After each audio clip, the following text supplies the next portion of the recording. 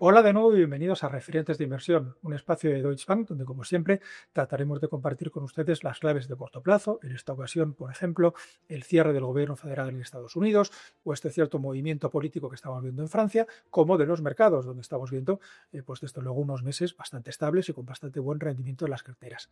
Si les interesa este contenido, quieren revisar el anterior y estar actualizados de nuestras últimas novedades, suscríbanse en referentesdeinversión.es. Y sin más, doy bienvenida, como siempre, a Rosa Duce, nuestra Chief Investment Office en España. ¿Cómo estás? Pues muy bien, la verdad, da gusto venir cuando el mercado sube, ¿no? Es que así da gusto dar buenas noticias, ¿no? Vacaciones prolongadas. Sí. Contexto. Pero bueno, con lo cierto, la foto grande pinta bastante, bueno, no sé si bastante bien, pero desde luego no pinta mal.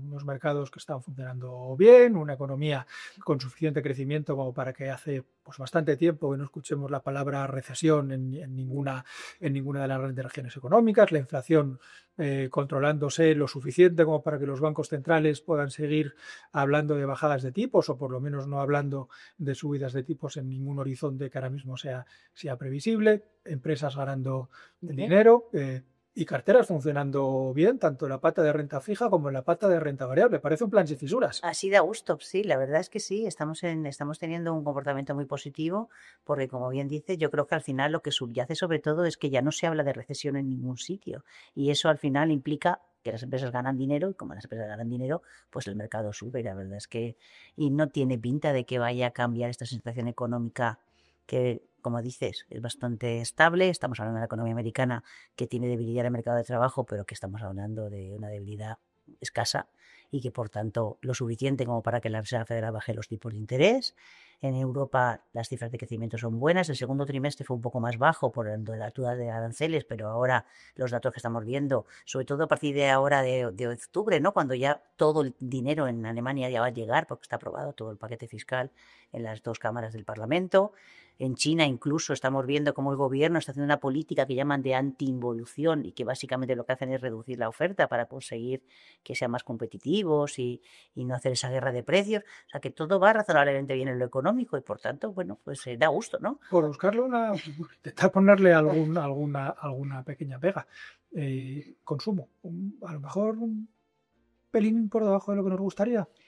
A ver, el consumo sobre todo en Europa, porque yo creo que cuando uno mira las tasas de ahorro, claro, el ahorro acumulado en los últimos años en Estados Unidos se lo han comido. O sea, los americanos son muy consumistas y precisamente una de las cosas que estamos viendo en las cifras de crecimiento y por eso los datos han sido cada vez menos preocupantes en cuanto a recesión es que las revisiones que ha habido del crecimiento en americano del segundo trimestre han sido precisamente porque el consumo mejora y es que se están comiendo todo el ahorro acumulado y además como tiene una situación de trabajo, de mercado de trabajo que desde luego es más débil de lo esperado, pero no estamos hablando de recesión, pues sigue teniendo cierto consumo. En Europa las tasas de ahorro están en niveles muy altas, todavía, incluso en España, y esto hace, bueno, pues que haya todavía pulmón para seguir consumiendo. Y un ejemplo es en España. En España hemos pasado en los últimos meses a que realmente lo que está tirando de la economía otra vez es el consumo y la inversión. O sea, es verdad que el sector exterior sigue aportando, el turismo por supuesto también, pero el consumo se empieza a mover y yo creo que también eso nos da esa sensación no de optimismo en el futuro.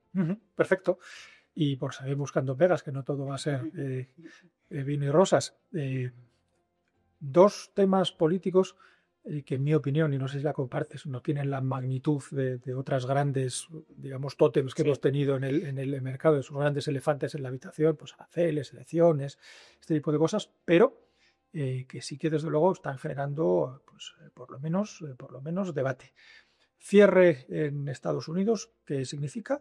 Y cómo puede evolucionar la crisis política que tenemos en Francia si la cosa escala de un primer ministro que no ha sido capaz de, primero, de pasar un paquete fiscal, otro primer ministro que parece que está teniendo problemas incluso para formar el gobierno, y si esto escala a unas elecciones legislativas, como parece que es algo que puede estar en un escenario. Sí, yo creo que, como bien dices, está claro que el mercado está en tono positivo. Yo digo que siempre está mirando el vaso medio lleno, por no decir lleno completo, pero hay cositas, ¿no? Y cositas políticas que no son de la relevancia como aquel famoso Día de la Liberación, pero sí que es verdad que genera ciertas dudas, ¿no? El cierre del gobierno americano, para que nos entiendan, es que fundamentalmente en Estados Unidos lo que ocurre es que tienen de vez en cuando, llegan a un máximo de gasto y entonces para poder seguir gastando, necesitan la aprobación de las dos cámaras del Congreso.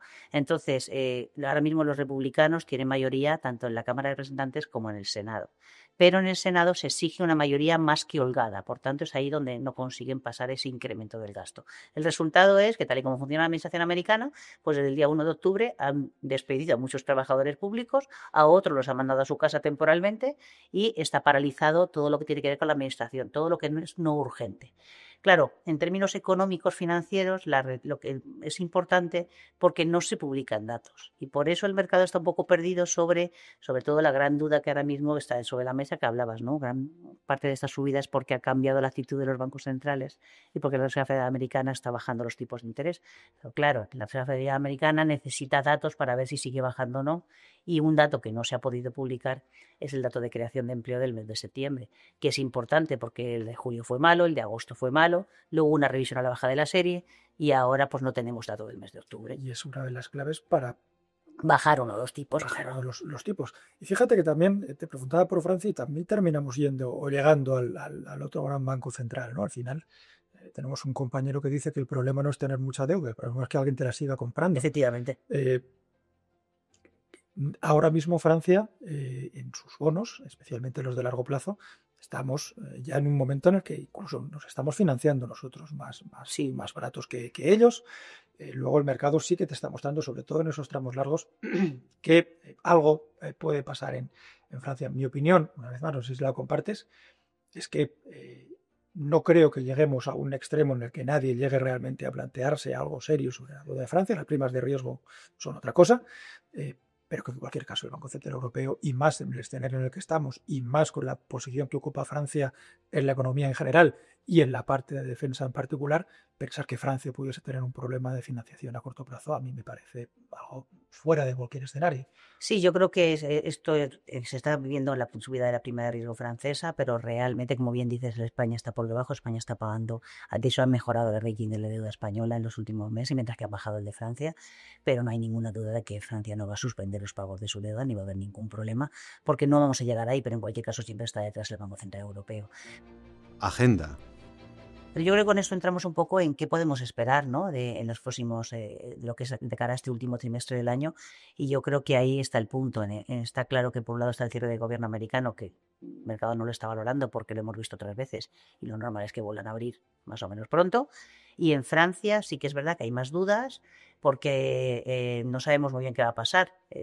Hay un escenario que puede ser, efectivamente, que pongan un nuevo primer ministro.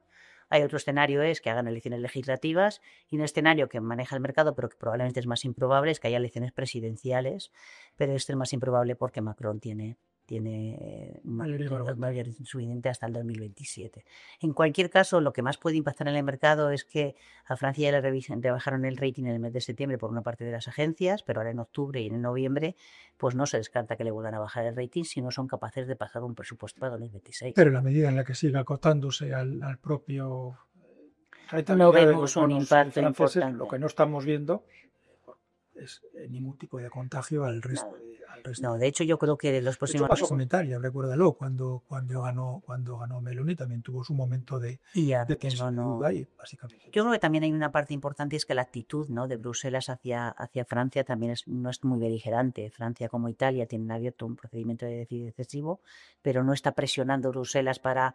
Tienes que mantener un presupuesto ya, además, muy restrictivo, sino que le está dando, viendo las dificultades que hay en el país, está dejándoles margen para ir bajando ese déficit poco a poco. ¿Te parece si cojo un par de elementos que acabas de comentar para irnos acercando a las carteras? Venga. Claves para el inversor. Has dicho que han mejorado los ratings de muchos gobiernos, también lo han hecho con muchos emisores de deuda privada y muy especialmente con los bancos, que los que lo siguen sabrán que es uno de los sectores que especialmente en Europa vemos con mejores ojos, con lo cual por lo general no hay ninguna duda o no se percibe ninguna duda ni en el mercado, ni en las agencias de rating, ni en el ánimo de los inversores en cuanto a la calidad del crédito de investment grade a nivel global. seguimos con una posición de deuda de máxima calidad, pero sí, a lo mejor hemos hecho un poquito de cambio, premiando todavía un poquito más la deuda de las empresas, intentando aprovechar ese diferencial que, aunque no está en máximos, sigue sobrepagando razonablemente bien al Tesoro, y en este entorno de bonanza y desde luego, ningún tipo de restricción al crédito, nos parece que merece la pena ir a coger ese poquito de prima. Y por dar la novedad, si quieres lo matizamos hablando de resultados, que empezará ahora la temporada, también no diría que hemos abandonado la posición de cautela en renta variable, pero después de un año de decir siempre estamos en la banda del perfil o en la banda del inversor, o incluso con un poquito más de cautela, nuestro último movimiento en renta variable de hecho ha sido al alza. Hemos tomado algo más de riesgo, especialmente en Europa y en Estados Unidos, contra opciones algo más exóticas, emergentes, como otras regiones. Y lo hacemos con el convencimiento de que, a pesar de que reconocemos que puede haber algo de complacencia en el corto plazo de los mercados, y llevamos unos meses haciéndolo bien, nos parece que sigue premiando ese buen fondo de mercado de la economía, pues con estos temas, pero no parece que vayamos a tener ningún susto, y las empresas lo siguen haciendo muy bien, frente a la deuda y en el frente de los Sí, yo creo que el mercado ha demostrado que fundamentalmente se está basando en las perspectivas económicas y de beneficios de las empresas. Como bien dices, empieza ahora la temporada de resultados, se esperan unos resultados bastante positivos, y sobre todo lo más importante, como ahora ya tenemos más claridad sobre cómo van a quedar los aranceles, esto también permite a las empresas hacer cálculos y nos van a dar un poco su visión del próximo trimestre y algunas incluso del año que viene. Y esto también es un buen pozo para el mercado, porque claro, si tienes un crecimiento económico, que desde luego no es para tirar cohetes, pero cada vez en Europa es mejor y en Estados Unidos de luego no es de recesión, y vas a tener a la Fed bajando los tipos, que también es muy bueno para las empresas, pues esto te sirve un poco para también fundamentarte en que, bueno, de aquí al futuro parece que el entorno para el empresario es positivo, ¿no? Y de ahí esa mejora. Y así lo reflejamos. Un poquito menos de deuda, pero un poquito más de empresas, y un poquito más de renta variable de países desarrollados y también empresas, por lo cual hay una clara apuesta en los dos lados por pensar que este ciclo corporativo de beneficios y de generación de caja de liquidez, por lo tanto, sigue en vigor. Dos temas más. Oro, que sigue siendo, vamos a hacer un chiste malo de financiero, sigue brillando. Sí, brillando, efectivamente. Pues la pega el dólar, ¿no? Se nos ha ido menos 14 en el año. En las últimas jornadas, y en el momento de grabar este podcast, lo estamos viendo otra vez en 1,16 bajos, cuando hace no tanto estaba rozando el 1,20. ¿Nos creemos este movimiento? ¿Seguimos con esa cautela? A ver, yo creo que, empezando por el dólar, como dices, ahora mismo lo que puede hacer que el dólar se nos vaya hacia niveles de 1,20, 1,25 a corto plazo parece poco probable, porque sería que la Fed se volviera loco bajando los tipos. Y no parece, al revés, parece que con el cierre de gobierno estamos dudando si a final de mes va a bajar los tipos o no, cuando hace un mes estábamos viendo que era prácticamente seguro que bajaba en octubre y que luego volvía a bajar en diciembre. Por tanto, por tipos de interés, el dólar se ve ciertamente fortalecido. Luego hemos visto muchos movimientos en el sector tecnológico. Una de las cosas que estamos viendo es que efectivamente vuelve el atractivo del sector tecnológico y está volviendo a entrar mucho dinero en estas empresas. Ha habido muchos movimientos corporativos, como sabes, en el último mes, y eso también atrae dinero hacia el dólar. Por tanto, yo creo que ahora mismo lo que podemos esperar es cierta estabilidad. Aquí quizás el riesgo más al medio y largo plazo puede ser más que el dólar se vaya hacia 1,20, pero sobre todo por un error de política monetaria de la Reserva Federal. Es decir, que si la Reserva Federal baja demasiado los tipos de interés, eso no solamente sería negativo para el dólar, sino que también generaría dudas sobre la inflación que puede generar esas bajadas de tipos. Eso sí, claro. Pero ahora mismo a corto plazo yo creo que el dólar se puede mantener ahí. Y luego el oro yo creo que es un debate aparte. Porque, claro, uno muchas veces oye hablar del oro como, claro, es que el oro es el refugio. Bueno, sí, es un refugio. Bueno, el dólar se ha hecho un 3% arriba y el oro a partir claro, de la barrera de los 4.000 es dólares, mucho más que un refugio, claro, ya es un activo más. Bueno, China está haciendo unas pequeñas reservas de... Claro, al final el oro sube. Primero yo creo que hay que entender muy bien lo que es un activo refugio, ¿no? Porque un activo refugio no es un activo que sube siempre, es un activo que diversifica la cartera cuando vienen malas. Por tanto, pensar que el oro está por encima de 4.000 dólares la onza porque solo por refugio no final tenemos, como bien dices, demanda desde los bancos centrales. Los bancos centrales emergentes están diversificando muchísimo sus reservas y está generando, bueno, pues que además de dólar tengan también bastante más oro. Ahora, en esta época del año, es la temporada de las bodas en la India y parece una tontería, pero en la tradicional en la India es que, como sabes, una parte de la dote de la novia es joyas. Claro, y entonces estas joyas demandan mucho oro. Luego, además, cada vez hay más demanda de oro por parte de los inversores minoristas, ¿no? que empiezan a pensar en el oro como una parte, un activo más en la cartera. No pensemos el oro solamente como refugio, pensemos el oro como un activo más en la cartera que diversifica la cartera, pues como te diversifica la renta fija, como la renta fija privada, como te diversifica la renta variable. Por tanto, yo creo que es algo más que simplemente refugio. Y lo normal es que creemos que se pueden mantener estos niveles. Oye, pues un repaso muy completito. Muchas gracias por una vez más acompañarme a mí y a todos nuestros, espero, fieles oyentes y videntes. Y poco más por nuestra parte. Recordarles, suscríbanse en referentesdeinversión.es si les ha interesado este contenido y esperamos verles o que nos vean de nuevo el mes que viene. Hasta pronto.